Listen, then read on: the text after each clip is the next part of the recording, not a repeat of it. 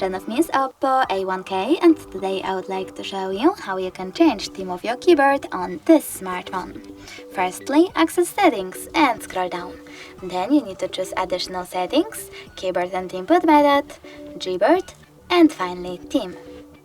Over here, click on Show More to see all available options. When you're ready, you can click on one of those colors, tap on this filter next to keyboarders to enable or disable them, and tap on Apply. You can do exactly the same with one of those images. So now when I go back and try to access my keyboard, I can see the theme of it has changed. Thanks so much for watching. If you enjoyed this video, leave a like, comment and subscribe. Bye!